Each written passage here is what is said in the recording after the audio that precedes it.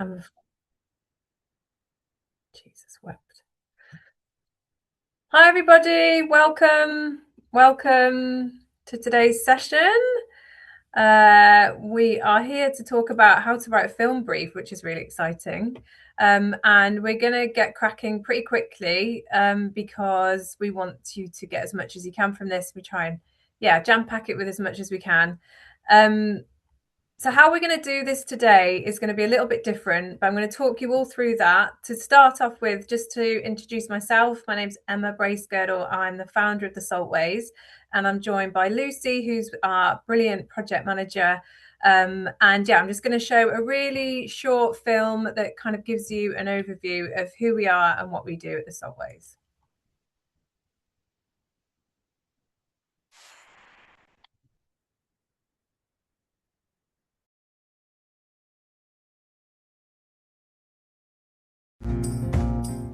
I can't put into words what they've done for me. Even the littlest thing gives you that independence back, and that's what people want. I want to help the next generation, so leaving a gift in my will can do that. I'm going to be changing the way that people are seen in society. How are you? Yeah. Speaking to someone's hard, but once you start, you'll get everything off your chest and you'll feel free again. This was the one thing that really helped me cope with life and start seeing a brighter future. What ended up being an amazing gift for us all is it gave us this determination to get out and make lots of memories together. Yeah, it changed my life really.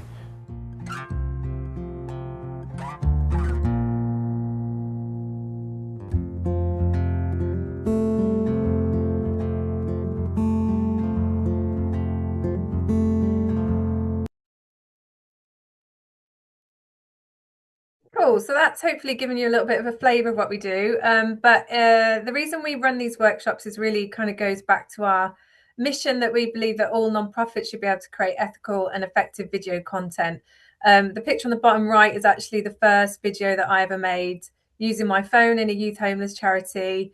Obviously come a long way, but just to, always want you, any organisations that come along to our workshops so that we work with to really understand that you don't have to be an expert in this. It's more about, telling stories, being authentic, and be approaching it from an ethical stance. So what we're going to do today is something that I think a lot of charities struggle with, of all sizes and of all causes, is how you can put together a film brief that is clear, that kind of helps you reach your targets, that makes sure that you are making the most of your time, of your budget, whether you're doing it in-house or if you're working with a production company or a freelancer. So what we're going to do today, like I said, is a little bit different to our normal format, and that is we're going to be going through like a film brief template kind of live, as if we've got a project on the go. And myself and Lucy are going to break down all the stages that we go through with a template document that you will have access to after. Hopefully some of you have got it already. I did email it to everybody last night, but anyone that registered today will send you a copy of it so that you've got it. But by all means, do this as well along with us. So if you've got a project coming up, or if you just want to kind of make one up, and you can do it as we're going. Hopefully this will be a bit hands-on. Because of the format of this being a webinar, you can't just speak. I think you can request to speak if you want to, which is fine. But what I'd say is just put your questions in the question box. We're going to try and leave as much time as we can at the end so that we can, help each other out, answer any questions. But we're going to go through it stage by stage, as we do as a production company, or as that I did when I was working in charities, of how you can have an effective brief. And there's lots of reasons why it's important to have an effective brief.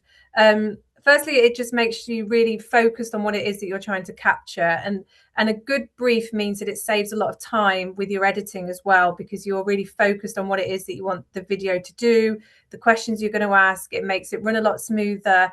It makes sure that you take into consideration any ethical things, so that nothing falls through the gaps. It basically is a way for you to save time, budget, and for you to make better content. So to do this, we're going to pretend that we've had a project come in, whether this is a charity or whether it's us getting a brief through, a proposal through. And the project that we're going to be pretending is real is that a medium-sized youth homeless charity wants to create a new fundraising film for a fundraising event. And they have one of their former clients who's happy to tell her story on camera. So the first thing that we want to do before we start looking at the brief and filling that in together is we always do a bit of research first. So when we're trying to think about what is the key message and what are the things that people want to see in this video and what is it that we want to see, we want to do a little bit of research beforehand. So for this project, what I would do is speak to some current supporters. So it's a fundraising film. So I'm going to speak to a handful of our donors and ask them, what is it do you love about our organisation? What makes you want to donate to it? How do you describe it to friends and family? What would you say to someone who was thinking of donating? And by speaking to a few different people and asking them these questions, what you'll see is that there's like a through line, or there tends to be like one or two different similar things that everybody's saying, and that can really help form the basis of your key messaging, which will make sense when we start filling in the brief. Also ask your staff as well. It not only gets you buy-in at the very beginning and means that your staff feel like they're part of the process, but also means you get a different perspective. So it might be that you're looking at it from a fundraising or comms perspective, but actually it's really helpful to see it from a service delivery perspective. And ask the staff why they work there, what they love about the organisation. You can also, as well, at this stage, start thinking about informed consent. So we could, in this situation, we would speak to that young person who's said they're happy to be on camera and ask them questions around, do you understand where this is going to be used, how long it's going to be used for, that there are some risks involved, that, this will go on social media, and that might mean that then there might be some comments on there, it might get shared places. And just to start already, before you start doing your brief, think about the logistics a little bit. So, okay, if we're filming this person, where do we think is going to work well? Where are they comfortable with being filmed? So those are the things that you can start thinking about before we start filling in this brief. But now I'm going to stop sharing this slide, and then and then we're going to switch over to actually working on the brief together. So let me just do this. If anyone's got any questions so far, feel free to pop them in the question box, and myself and Lucy can kind of sort of have a look at them as we're going as well. So can everybody see this document? Give us a thumbs up, Lucy, if you can you see it? Great, thank you. Oh, I love the little emojis. So this is the template that you should have had sent through. And again, like I've said, you'll all get it anyway. But what we are going to do is basically just fill it in together. I'm sorry, it is annoying that I'm going to be kind of looking over here a little bit because that's where my keyboard and second screen is. But as much as I can, I'll try and stay here. So the first thing we want to do is we put in what project it is. This kind of, again, just helps you focus, but it also means that if you're doing lots of these briefs, then you've got it all sort of mapped out and you can go back through and find it easier, which sounds basic, but it does help. It also means that if you've assigned, say, 2 filming days, say a month, and you're in charge of creating content for your organization, then it means that you could be filming for multiple projects at the same time to make the most of your budget and the most of your time. So it just helps you to see, okay, like, let's get this brief together and this brief together, and we know these are the 2 projects. So I'm going to call this story-based fundraising film.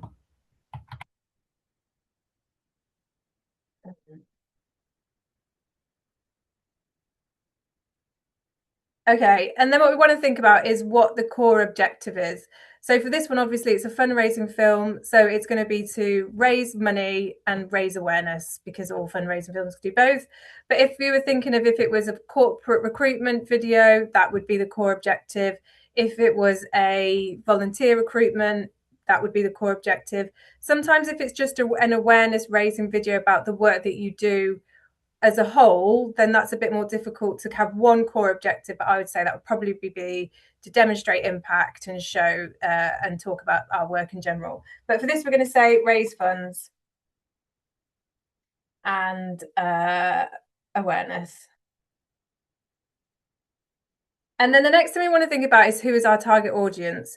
So the research part of that is really helpful, because if you're looking at your current donor base, some of you might have access to loads of information. Some of you might just have a spreadsheet. It doesn't matter.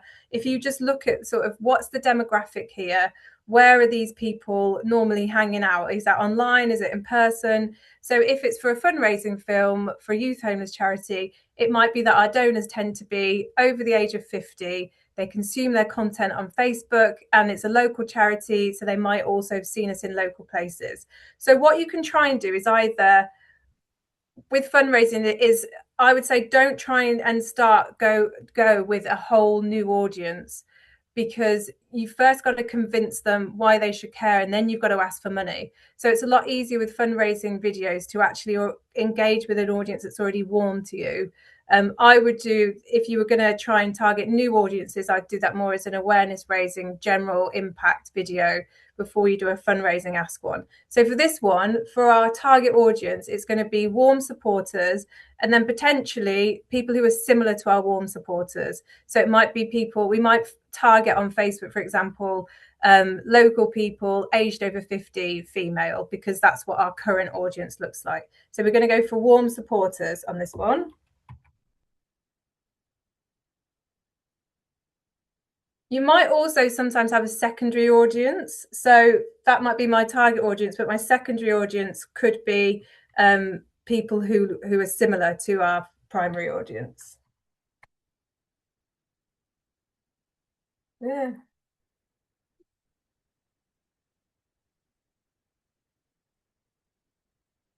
I would probably go into a bit more detail in this, but I'm just, for the sake of you not having to all watch me type for ages, I'll just keep it brief. And then the tone of voice is really important, because again, this will dictate the questions you ask, the people that are in it, the pace of everything. So it's worth thinking about what is the feeling that I want to evoke here? What's the tone that I want to for this to really like match up with? Is it that I want it to be quite serious because it's some really important information that I want to deliver? So if that's the case, you'd have people center of camera, they'd be delivering information to down the lens. They might have, be dressed very corporate. The setting would be very plain. That would be something that's, the tone of voice is very serious, and it's going to be shot in a very different way to something that maybe, if it was for a younger demographic and it was trying to get young people onto a service that you run, then you might have something a bit more fast paced, edited really, cool. It would be more in portrait, because that's, going to be used on TikTok, Instagram Reels. But for this one, I want the tone of voice to be warm. I want it to feel empathetic, because it's a fundraising film. It's being targeted at an older demographic. It's probably going to be shared in landscape on our Facebook and website. So I want people to empathize with the young person. I also want it to feel, people to feel really engaged. So I want it to be engaging. And I don't want it to feel like anyone's pitying the young person, because that's just personally something that we would never do. But also, I think people want to buy into hope rather than they do pity. So I want the tone of voice to also feel hopeful. And then the next section is the key messaging. So we kind of talked about this in the research before. This is the thing that you feel is the key message about why people would give to you through this person's story, but also why your donors have told you that they would give to you. So I know, because I'm using an example of actually a film that I made when I was working in a charity. And from the research that we did for this film, it was actually, the thing that came through was that the young people and the staff and the donors and the supporters all said they couldn't bear the thought of a young person not having their own home. And it was more about everything that came from that. So what we really wanted to focus on as a key message is what it feels like to not have your own home as a young person, and then what it felt like to have your own home as a young person. And that middle bit is the role that the charity played in that, because that's really important in fundraising films as well. You can get distracted by the story if it's a really strong story, but people are going to give because they understand your role within that story. So again, you have to kind of try and bring your impact into that. So our key message here is what it is like.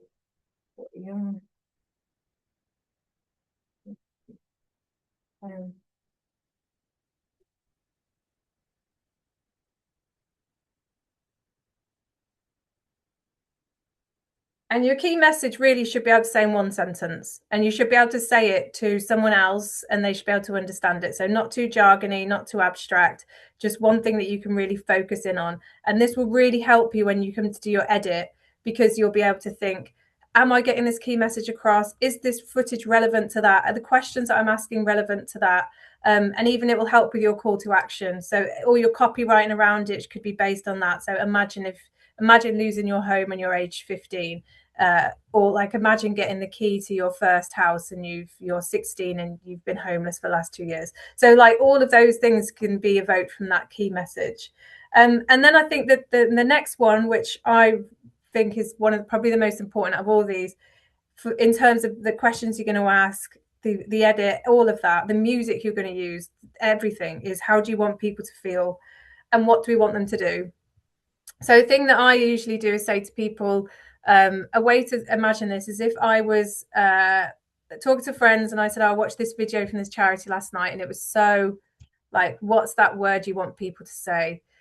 Is it inspiring? Is it sad? Is it like evocative? Is it made you feel angry? So everything again is going to be dictated by what that feeling is that you want people to feel, and then what you want them to do after. Do you want them to just go to the website? Do you want them to find out more? Do you want them to share it? So with this example, I want people to feel hopeful,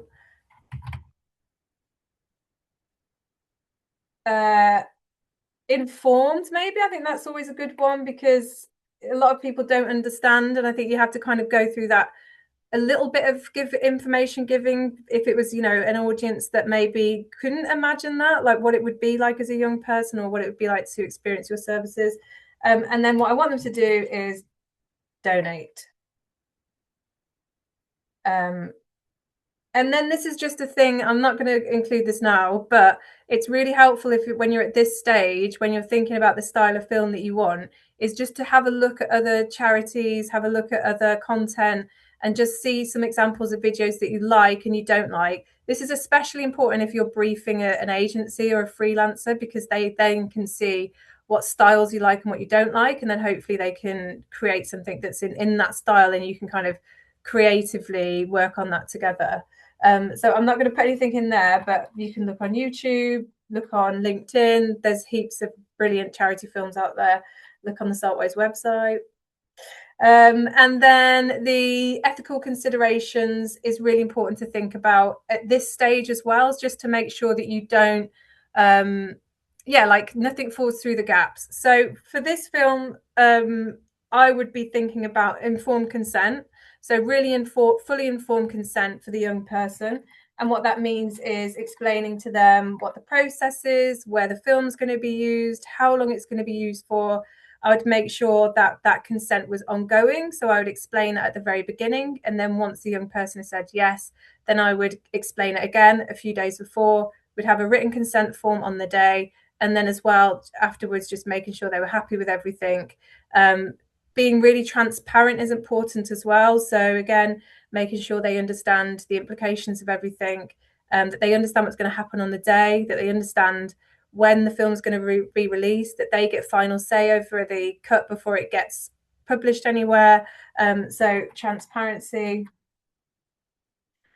With this sort of video as well, I'd be thinking about how the young person might feel after the experience of sharing their story. So I would also focus on making sure that there was support available for that young person.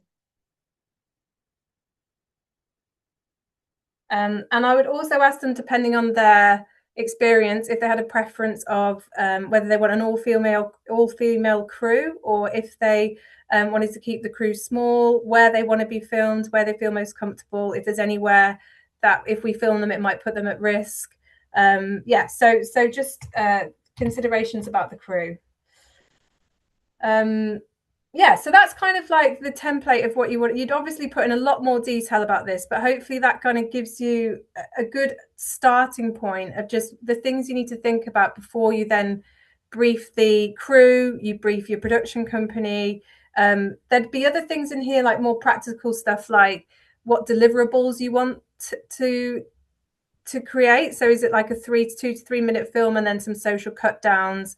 And then that might also be like, what formats do you want it in? Do you want it portrait? Do you want landscape? How many cut downs do you want? How long you're going to use it for? So those are more like logistical stuff that you can then add into that. But now I'm going to hand over to Lucy, who is going to kind of do the second part of this, which is sort of turning it from this ideas phase where you're kind of making it all, thinking about all the nice stuff, and then like how that actually translates to the logistical stuff. Hi everyone. Oh, Emma, you need to share. It's saying sharing's not turned on. Hang on a sec. Should be able to do this. Okay, great. Great. Can everyone see this? Cool, thanks. Okay, so this second part of the brief is maybe what some people would call the call sheet. So it's the info, the logistics, everything that the crew need, and that it's also good to share with contributors and other people who are involved in the shoot, so that everyone's on the same page.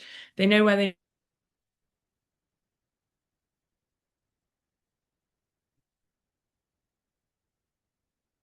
So when you're thinking about where to shoot, as Emma has already mentioned, top priority is making sure that the contributor is comfortable. So it could be at her home or somewhere she's used to going, or it could be somewhere that you could hire. So let's just say it is the contributor's home. You want to hopefully have a think about things like noise. Is the location near a busy road? Because that could pose problems with the sound. You also want to think about if you have multiple contributors, are there enough rooms? You want a space for people to kind of hang out, have a cup of tea. If they're not filming, you also want to provide some privacy when you are interviewing people. So think about if you need multiple rooms, and just make sure that wherever it is, it's somewhere that's comfortable for the contributors. So we've got the contributor's home, and then obviously you would want to include the address. You would also want to include the parking. This is a big one, especially for videographers, because they always like to take a car, because they always have a lot of kit. So any parking, or I sometimes like put a map link to like the nearest car park if there's none on site. And if there's an on-site contact, who that is, and also any permissions needed, like location releases. So that's what I would include for the location. And then when it comes to the timings and the schedule, unless there's a specific reason not to, I would envision a shoot would be about 9 till 5. I would expect the crew to arrive first, and then the contributors to arrive about an hour afterwards, unless it's their home, in which case you just say to the contributor, the crew is going to set up for an hour, so you don't need to be worrying about that hour.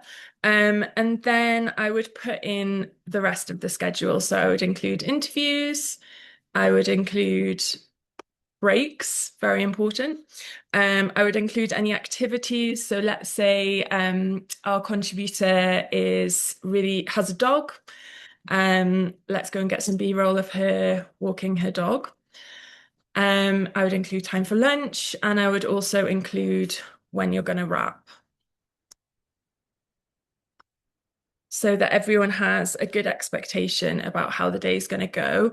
Obviously, with a schedule like this, it's good to have, but you obviously have to be flexible. So it might end up raining.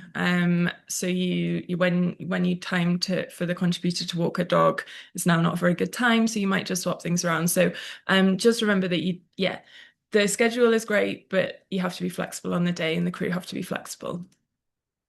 When it comes to the crew, I think Emma's already mentioned this, but have a think about how many people you actually need on set. So especially with charity filming, the smaller the crew, the better. And that's when you're gonna create a really comfortable environment. It's not going to be too overwhelming for the contributor, and then it's not going to be, you don't need too many people. It can end up being a bit of a circus at times, and that's not what you're aiming for. So think about small crews. As Emma mentioned, think about the gender of the crew. So this contributor is a woman. She might feel safer with a female videographer if she's talking about traumatic experiences. So we're going to go for a female videographer. And then we're also going to have a producer because she's going to be talking about vulnerable things. The videographer, we want her to be focused on the filming. So the producer's going to be there to ask the questions and to make her feel very comfortable. And so once you've got the crew, we'll put in their names and phone numbers. So that's there. I'm also going to be thinking about the editor ahead of time because I want to book the editor in, and I'm going to put the editor's details too, so that the producer and videographer know who they're talking to.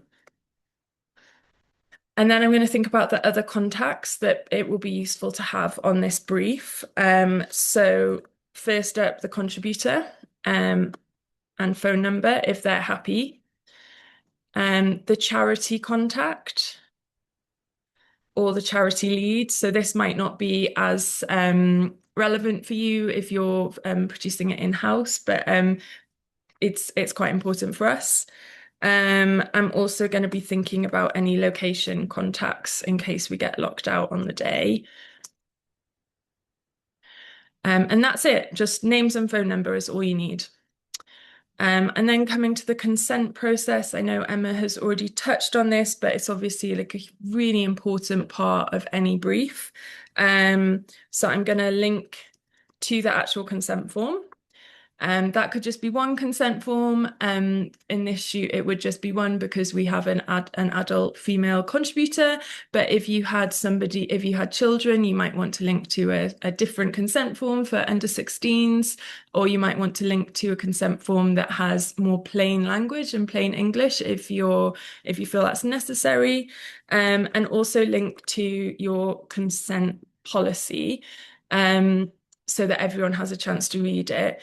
Your consent policy should feature things like how long we can use the film for, where it will be shown, right to withdraw. So that would be if somebody says they don't want they don't want to be used in this film anymore, who do they get in touch with to do that? Restrictions on use. So they might decide that they're happy for it to be used on the website, but not in social media, for instance. So all of this should be captured in your consent process, and all of the crew, whether you're using internal or freelancers or an agency, everyone should be really aware of any consent policies. Also where it will be stored. Okay, and then coming down to the shot list, this is when I think about all the different little elements of the shoot and how and basically put them in a big checklist. So we're going to have an interview with the contributor. Perhaps we're also going to interview I don't know, say the homeless charity had mentors. We're going to interview her mentor who supported her through the transition into getting her own home. Maybe we're going to get some B-roll, so make sure we do that. And then maybe we're going to try and get some pieces to camera at the end if we have time. And I would always say nice to have, but not essential.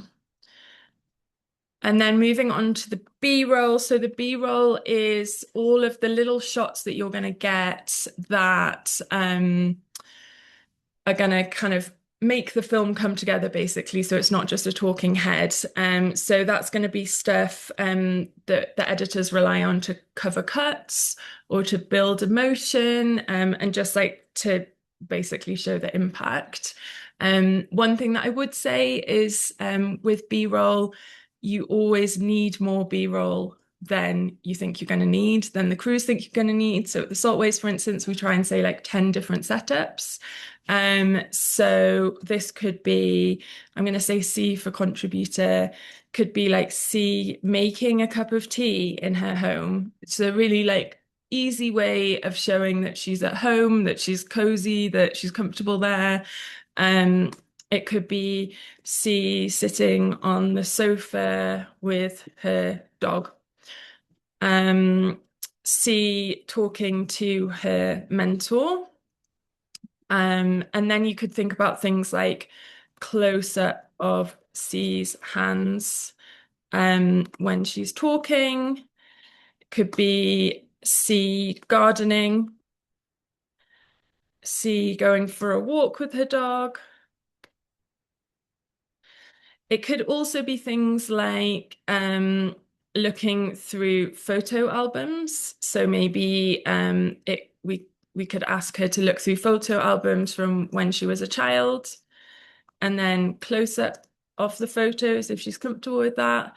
So it's just like lots of different small moments that you don't necessarily think are going to be anything, but can sort of help build that emotion and really help with the edit. Another nice thing that we sometimes do at the Saltways is we film when people arrive. So we had a shoot recently where there was multiple contributors, and we didn't mic them up, and we weren't going to use the sound, but we just filmed them all gathering together, having a cup of tea, and they're just talking, and it's really natural. So that was a really nice bit of B-roll that the editor can use.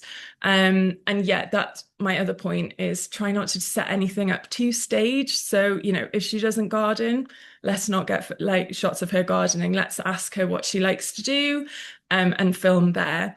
And with the B-roll, you know, we have this list. It's not, I always say to the crews, it's not prescriptive. You don't need to go through and checklist this. These are just our ideas. But when you get there, be creative, talk to the contributor. What does she want to do today? And sort of take it from there.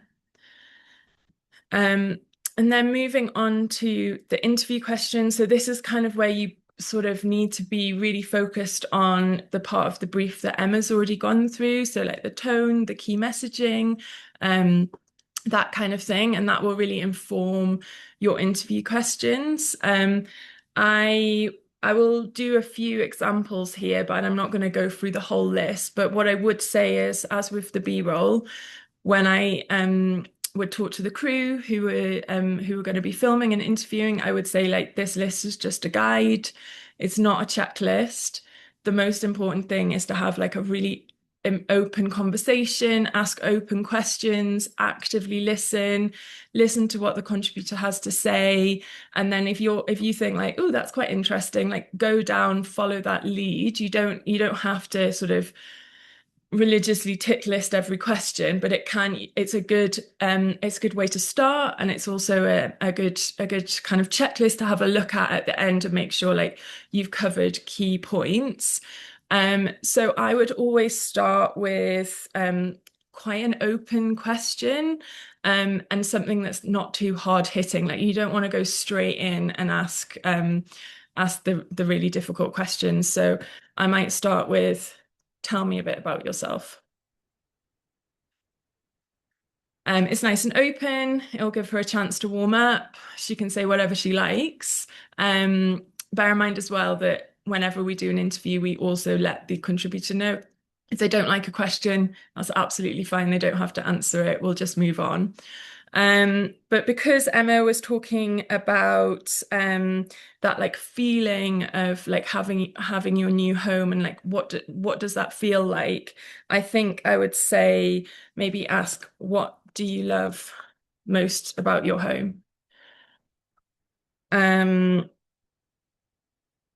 Or if you had to describe your home in 3 words, what would you say? What would they be? Thanks, Google. So yeah, lots of different like nice kind of open-ended questions to get the conversation started. Obviously, we do want to be thinking about the before the charity supported the contributor. So we do have to ask those kind of harder questions, but hopefully we can do it in a nice trauma-informed way. We don't want anything kind of, we don't want to re-traumatize her. We don't want anything too graphic. So sort of nice open questions that she can kind of choose how to answer them. What was that time in your life like? Or what do people misunderstand about homelessness? That kind of thing. And then obviously you want to bring the charity into it as well. So how did you first meet the charity? What would your life have looked like without them? So nice open questions. I would do a lot more than this, but that's the kind of feel. And then finally, this is our kind of nice to have, like you've got a camera there, you've got a producer there, you've probably got staff members there, you've got a contributor who's obviously very warm to your organization and wants to help. If you have time, what extra little nuggets can you get on the day? So think about like social media snippets. So perhaps snippets. So perhaps you might ask the contributor to do a thank you to corporate partners. If you've got like a big corporate partnership that's supporting, say, thank you so much. People like me, thanks to your gift, people like me have been able to do X, Y, and Z.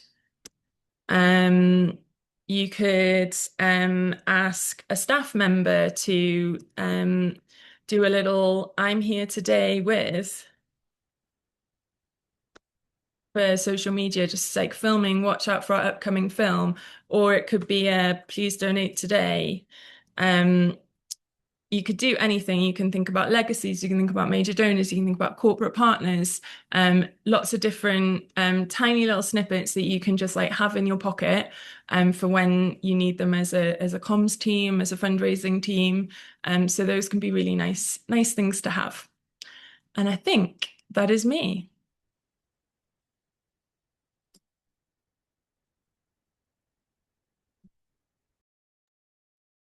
Thanks, Lucy. Can everyone see my screen again? Yeah, cool. Okay, so you might be wondering why there's now a picture of my husband. That's my husband, by the way.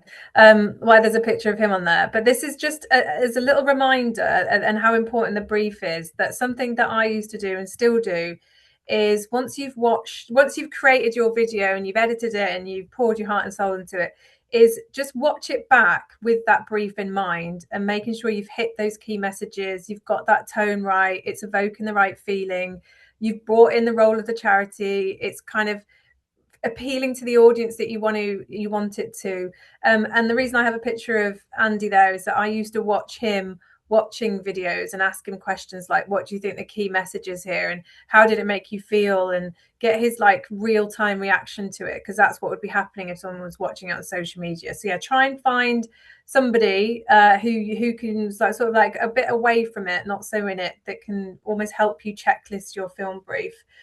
We've got quite a lot of questions and we've got time to go through it, but before we do, I'm just going to tell you, some of you here might already be in Community Studio, which is great. But it's just to tell you about it. It's a online learning platform for the third sector, and it teaches you how to film, edit, plan, launch your videos using your phone. It's all pre-recorded, so you can do it in your own time. You get 12 months of access. It's got a legacy and a memory bundle as well, and you also get a 30-minute strategy session with someone from our team. It's £250 for the year, and you can share the access with different people in your team. It's now closed, sadly, but it's opening again in September. We'll be adding some new stuff into it as well, but there's a QR code there that you can scan to go onto the wait list, and we'll also email it after. But yeah, I'm going to stop sharing now and we'll get through some questions. I'm just going to start firing them out. Lucy, do you want to answer this one? Can you explain a bit more what you mean by ongoing consent? Yeah, so that is kind of not just getting a signature and then running away. So people should, any contributor should have the opportunity to be able to withdraw their consent at any time. So that's about kind of having that ongoing relationship with them, making them feel involved. So showing them the edits, making sure that they're really happy with the film before you send it out, and just having a point of contact in your organization so that if anything changes or if they just change their mind, they have someone that they feel comfortable just sending a quick message to and saying, do you know what, I need to pull this. I don't feel comfortable with it anymore. So it's just that kind of back and forth and that relationship nurturing, and not just shooting, getting a signature and running away. Great, thank you. And then Molly's asked, can you talk a little bit about how you find people to film, identify as good people to talk to and get recordings of? There are local charities supporting over 1,000 people, but it's difficult to identify for us. So what we normally do is we would do a bit of a shout out on to whatever channel it is that you're using, whether it's a newsletter or social media. And we don't say we're making a film and we need people to be on it, because I think that can be quite scary for people.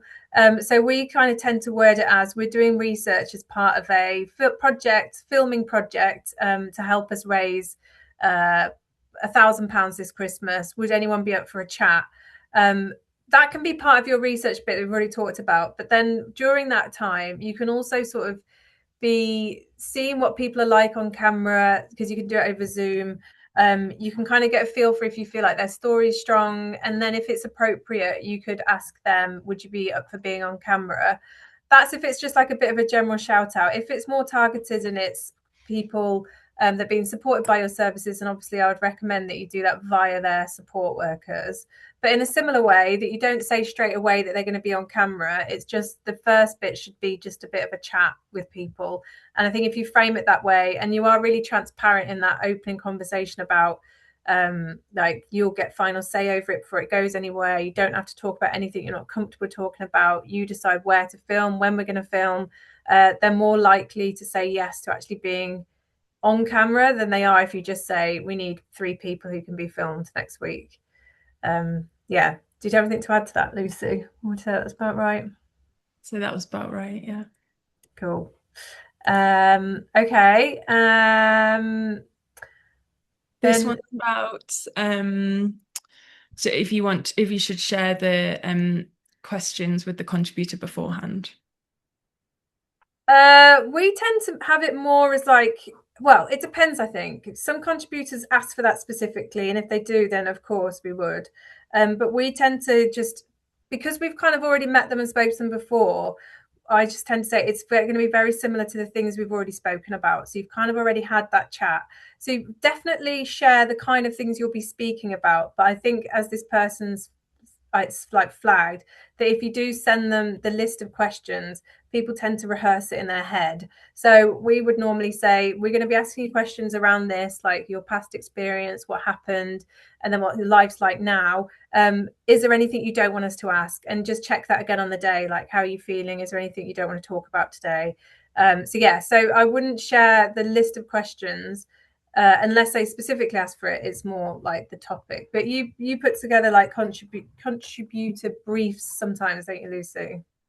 Yeah, so sometimes people do ask for them in advance, and as Emma said, that you then kind of do have to, but I always try and avoid sending them the actual questions, and instead we'll just do like a bit of a little paragraph about the type of things that we're going to ask them, rather than the actual questions themselves, because then they can end up over practicing and sounding a bit rehearsed and scripted. Yeah. Someone else has asked, how do you balance tone? Oh, I've just lost it. I had it and now I've lost it. I think it was, how do you balance tone of voice and messaging? I feel like they're kind of the same. So if it's like the key messages, so for this example, the key messages, what it would feel like to not have a home and then what it feels like to have a home. So that like those two things is that you kind of want the tone to feel hopeful. So your hopeful bit's going to come in at the end, but you also want to be a bit informative because you want to kind of show people what it is like to go through that, to feel what it's like to not have a home. So the tone then would be maybe a bit more bleaker at the beginning, but then it shifts to this really hopeful tone towards the end. Yeah, so it's kind of thinking about the feeling you're trying to evoke in those different bits of the key message. Hopefully that's answered that question. And then someone else has asked, what sort of budget would you need to create a video like this? I mean, that's, sorry, sound annoying, but that is kind of like how long is a piece of string, in that you could create it using a phone, which we, you know, big advocates of. But if you're working with a production company, for us doing a case study style video sort of costs between sort of £3,000 and £5,000. But if, you know, that can vary depending on how many shoot days you have, how many edits you have.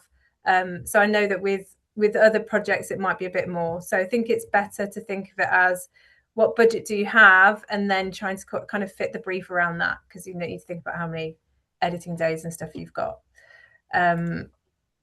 Right, so we've answered all the questions. I know that's kind of a lot of information that we've given you. So we're going to give everyone back 10 minutes of your life. And we're going to follow this up with, we'll send the template out. A lot of people ask about consent forms as well. So we'll send a consent form template for you. And we'll send you the filled in brief. You might just tidy it up a little bit so that it's, the filled in brief. But yeah, thank you all so much for coming. And yeah, hopefully see you again at another one of our workshops soon. There's heaps going on and we're updating them all the time. Oh, and don't forget, we're running a charity film festival in September. So come along and also enter your films. They're live now. Thanks, everybody. Bye.